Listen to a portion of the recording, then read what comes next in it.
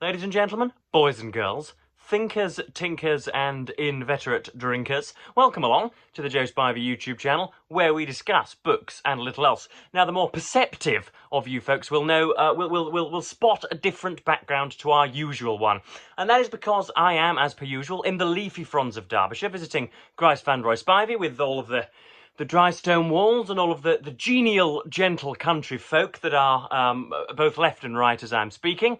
And so, yes, I have managed to erect, if you'll pardon the pun, managed to erect something of a video stand so that I can beam myself to you at this festive period. We are in that liminal zone between Christmas and New Year where it is our wont to ingest polysaturated fats and to watch the indefensible racism of mid-20th century situational comedies and many other things of that description. And today I'm hitting you with some classics and some non-fictional topics that I would like to read in 2025, because we are getting there, are we not? We are at time of recording on the 30th, I think, of December, and it will soon be the 31st, which is of course New Year's Eve, where once more gin and brandy is imbibed, and we welcome in the new year with aplomb. So yeah, first of all, I do have one or two anecdotes to share with you folks, because of course it's a social time of the year, and so I've been doing a little less reading than I would like, a lot less recording than I would like, and rather more cavorting and carousing than is usually asked of Joseph Edward.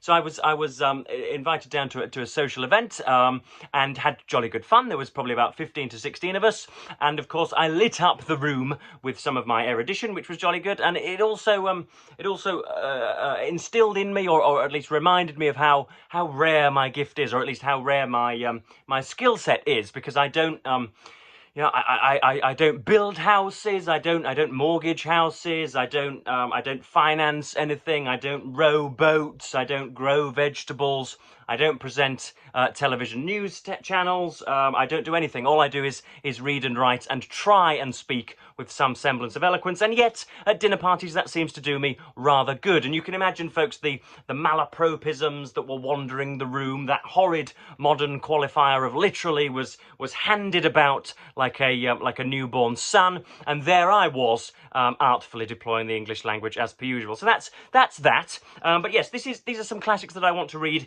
in 2025, and hopefully, heaven forfend, you might join me. So we have, well, how many do I have here? 1, 2, 3, 4, 5, 6, 7, 8, 9, 10, 11, and then I've got 5 or 6 non-fiction topics that I want to share with you as well.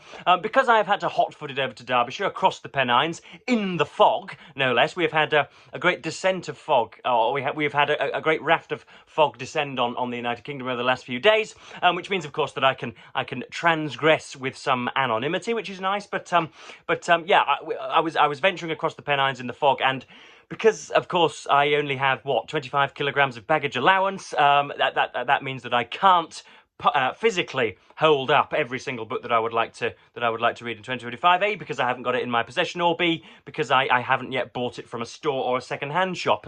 So hopefully, with the wonders of modern technology, I can superimpose them to the side here, and that would be, I think, to the benefit and illumination of all. So first up, we have the King James Bible, and I've written here. I've got a notepad to read from. I've written here, and the atrocities therein. So yes, I want to read the Bible because it is referenced in a great many of the other aspects of canonical literature which I enjoy, but also because I would just like to interrogate it. I don't want to go at it with a sort of secular trowel. I think it was only a month ago when I released a sort of atheistic opinement, a great session arguing against the monotheisms. I don't really want to do that, but I know that very many writers whom I admire have taken their strong cue from the Bible. I know the religious among us would say that it is the moralistic underpinning of all that we do, as though atheists would just go around chopping off their siblings' heads and fornicating with hedgehogs if the Bible had never been written, which is of course absurd. But nonetheless, those viewpoints have to be taken into account. I'm watching I'm recording this at the loft, folks, and I'm just watching a plane, a commercial airline, smear across the roof. Goodness knows where that's heading. Probably probably Bangkok, I shouldn't doubt. But yes, that's so the Bible is the first one. We have obviously included there, I think, is the Old Testament and the New Testament, about floods and many other miracles of a Palestinian carpenter. Next up, we have Bleak House by Charles Dickens. Now, it has been no secret to a long time, erstwhile viewers of the channel, that me and Mr. Dickens don't get on terribly well.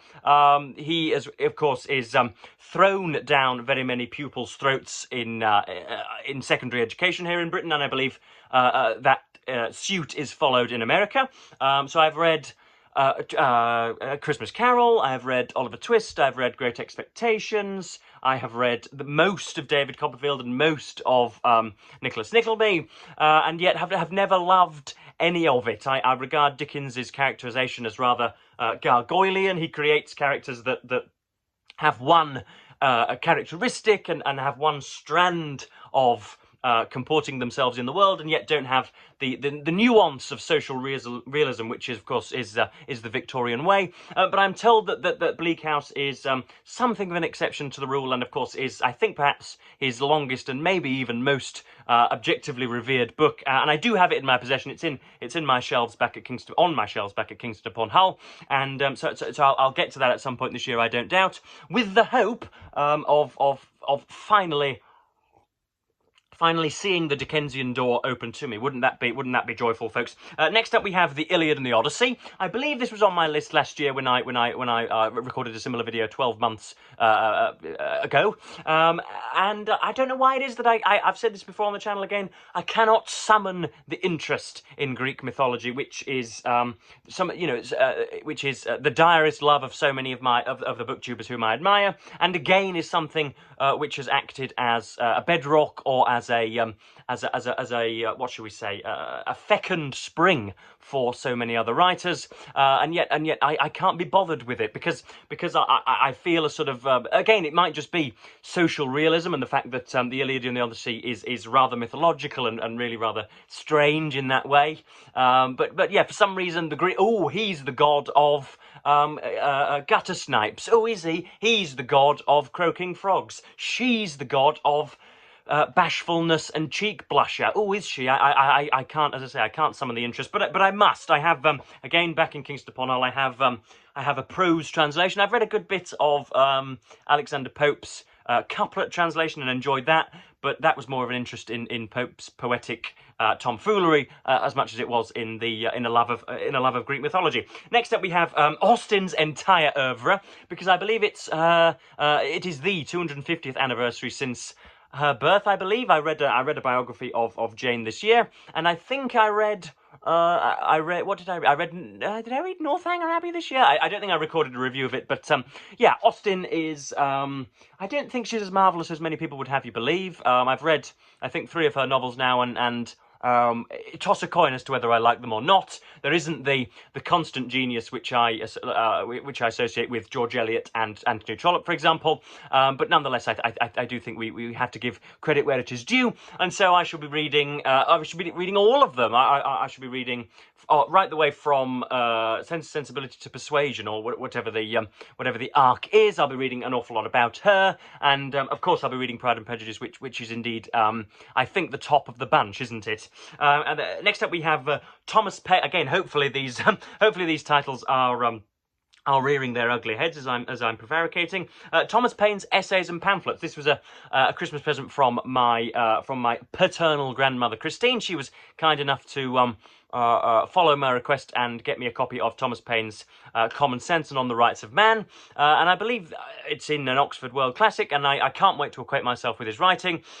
He was a secularist or an atheist when such practices would have had your tongue cut out and gonads fed to your donkey. He was I'm told something of a persuasive polemicist and a significant figure in the founding of America. So I'll get onto that. I should get onto that, I think, in short order as well. Next up, we have Walter Scott's Ivanhoe. Walter Scott was perhaps the biggest revelation of 2024 for me, folks. I remember picking up Waverley a couple of weeks, a month ago, and recording my thoughts for you lowly knuckle draggers on BookTube, and being astonished at how much I loved it. I'd heard that Walter Scott was really rather dry, perhaps really rather anodyne, and perhaps overly concerned with matters which would not interest us pullulating squirrels in the 21st century. But that was indeed not the case. I fell in love with every paragraph and passage of Waverley and the Jacobitical connotations therein. And so I should like to get to his, I think what is his regarded by many scholars and many elbow-patched thugs in the academy as his magnum opus, which I think is credited with renewing interest with Arthurian legend and round table shenanigans. So that should be good. I shall read Walter Scott's Ivanhoe again. I haven't got the possession of that yet, but should like to read it. Next up, we have Madame Bovary. You will have to excuse me, folks. There might be some gastrointestinal issues. I've just had a butcher's gambit of polysaturated fats. I've had a full English breakfast here. Grand Viceroy Spivey's new Countess Ariadne, his new romantic partner, is something of a cook. It is fair to say, and so she has been spoiling us with her kitchen fruits. And so yeah, I've got about 1,500 calories all stewing in my stomach. So that's probably why I might not be as lively as usual, and why I might be stumbling over my lines. But next up we have Madame Bovary, which has been on my shelves for some time, and I think I may even have broached 100 pages of this in the past and yet have flung it aside in disgust. I don't know, obviously I can't read the original French. I am benignantly monoglottal, I think would be the phrase. Benignantly monoglottal. That's not bad for an extemporaneous description, is it? So I have to read a translation. I can't quite remember whose translation I was reading, but again, I'm told Madame Bovary is particularly excellent. I'm told that Flaubert is particularly great. I have read. Did Flaubert write Sentimental? Did Flaubert write Sentimental Education? If he did, then I've read that. I read that in 2023 and remembered enjoying the Napoleonic connotations. Next up, we have Howard's End by E.M. Forster. Again, I have a physical copy sitting, waiting for me, prowling around my bedroom currently in Kingston upon Hull. And again, E.M. Forster is supposed to be a sort of a very clean, very pertinent, I think rather succinct writer, and yet doesn't sacrifice on style, and somebody who very much gets on with it and doesn't curlicue his writing to death. And so I should look forward to getting to that as well. Unfortunately, the copy that I have has been fouled and tattooed with highlights and the rabid annotations of a previous owner, but I think, again from recollection, only the first 40 to 50 pages have been muddied in that fashion. Next up we have Middlemarch. This is going to be something of an annual prerogative of mine. I shall have to read it in a second copy, a different copy, because my original copy is has with E.M. Forster's Howard's End been tattooed to death. So I'll need a new copy in order to read it again. But I think I'm going to make it again something of an annual pilgrimage to George Eliot's world. It never ceases to amaze me. And so yeah, it's something of a treat. In fact, when we were at this social event, we were asked what were the pits and peaks of our year. Thankfully, the pits weren't really mentioned, but my peak was said to be watching my favourite rugby team, Hull Kingston Rovers, stride out onto the Old Trafford pitch for the Rugby League Grand Final. And yet, do you know, if shorn of all pretension, I would like to have said the week that I spent reading Middlemarch in. When was it? Was it in August? I think it may have been. Yes, I then wrote a 5,000 word subsequent essay on it, and so yeah, George Eliot's Middlemarch is I think unchallenged in its literary power and deistic magnificence. And then next up we have The Romantic Poets. This is not a copy of anything, but I do have a Norton anthology of romanticism on my shelves, which I can consult whilst reading them. But the Shelleys and the Coleridges and the Keatses, and of course the Byrons, and I'm sure there were some ladies penning some poesy at the time who have not gained the prominence as a result of patriarchal tyranny. So I should like to.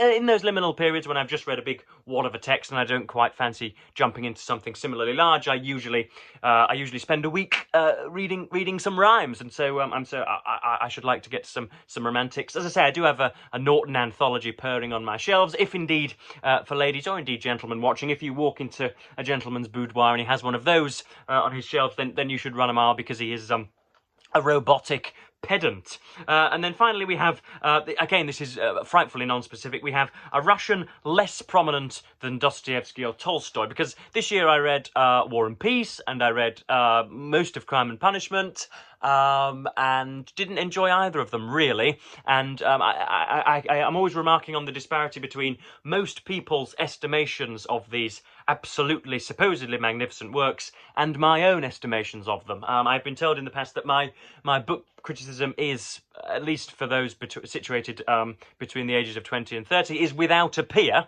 and yet for some reason I can't grasp the Russians really. I enjoyed Anna Karenina and I enjoyed the Brothers Karamazov, but War and Peace and Crime and Punishment were non-plussing in a way, and so I should like to. I think I think Turgenev or Turgenev, depending on the pronunciation of his surname, is a Russian. I should like to get to him and any more whom you see fit for me to read. I need to fall in love with a Russian. I need to appreciate the barren harshness of their worlds. Next up, we just have 5 or 6 non-fiction topics that I would like. I don't know whether there'll be an accompanying image. I'm sure there will be if I have been particularly ill-mannered in the editing suite. I'm sure that I can get a picture up for you. We have, first of all, the heroic age of Antarctic exploration. I've touched on this already this year with Roland Huntford's biography of Shackleton. He has written a book on Robert Falcon Scott and Roald Amundsen, and I should like to know an awful lot more about that period. Grand Viceroy Spivey was kind enough to get me 2 books on Shackleton's sea voyage on the James Caird from Elephant Island to South Georgia Island, and so I think again there is perhaps something of a moral onus on me to read. It's a strange period of history because you have these gentlemen who were venturing into the coldest parts of the world with nothing but with nothing but the thinness of the shirt which I am wearing now, pretty much, without very many of the, what should we say, the logistical expertise that would have been required to perform a safe trip nowadays. And there was also a world war going on in the background as well, and social attitudes were changing, and it's a tumultuous historical time, and it's called the heroic age of Antarctic exploration because nowadays we can probably get there via flight, can we not? So it seems a strange era parcelled nicely. It has a proximity because it's just over 100 years ago, and yet it speaks of an alien and antiquarian era. Next up, we have the ignition and endless consequences of World War I. I have Christopher Clark's Sleepwalkers, again juddering on my shelves, just waiting to be opened. Another Christmas present from Christine. Everybody give Christine a nod on this fine afternoon. I need to know an awful lot more about that because the consequences fan out like a great constellation, and so I know quite a bit about the Second World War. I know quite a lot about the Third Reich, but of course their continental precursor, the First World War, is something of an embarrassing mystery to me. So I need to address those blind spots. Next up, we have the founding of America via the founding fathers. I would like I'm sure Messer Steve Donoghue could supply at least half a dozen titles to fit my billing here. But if any of you could do so as well, a great 1,000-word, perhaps abridged wad, which charts the again, there come the sausages. The what should we say? The embarkation of the Mayflower in 1620, right the way up to perhaps the assumption of power of Abraham Lincoln. I think right up to the mid 19th century and the Civil War. I think that would be nice just to get a grip on it, because America is collapsing under the thraldom of a demagogic fascist. I think it would be, again, I think I owe it to very many of you American subscribers, and indeed to my own own what should we say epistemic backbone to grasp that subject. Next up we have the development of the web, the dot-com craze, and the background of our web-obsessed era. So if there is a book which apprehends or looks at and examines the what should we say, the advent of fibre optic broadband and the ubiquitization of the mobile phone, that jabbering little nuisance which we find in our pockets 18 hours per day, and the dot-com craze and Bill Gates and all of that, how we moved from how we moved into an era which has no privacy whatsoever, and how the web came to be so big and large and to dominate our every waking moment. And then last up we have as many random biographies to which I can lay a hand, because I do indeed love biography. But yes, please do let me know what you'll be reading in 2025. Let me know whether you'll be joining me for that. I don't often do a TBR because as much as I would like to distance myself from the latte-swilling jabberers of the 21st century, I am something of a mood reader, and therefore if I have 4 or 5 books on a schedule and I simply do not fancy the 3rd or 4th one, I will send them cartwheeling through the window. And so I don't know just how strictly I will stick to that schedule, but we shall see. I've gone on for over 20 minutes and I didn't expect to, and I think that's probably enough, isn't it? So hopefully I've got into the editing studio and put the pictures onto my left. That would be very helpful, would it not? I hope you indeed fill the comments with your enthusiasm and follow me into 2025. This will be the 2nd year I bridge a new year with you kind folk on the internet. So yes, I'm going to stop jabbering and go and I think probably read some more Trollope. So yes, thank you ever so much for watching BookTube, and as per usual, I will bid you a kind goodbye.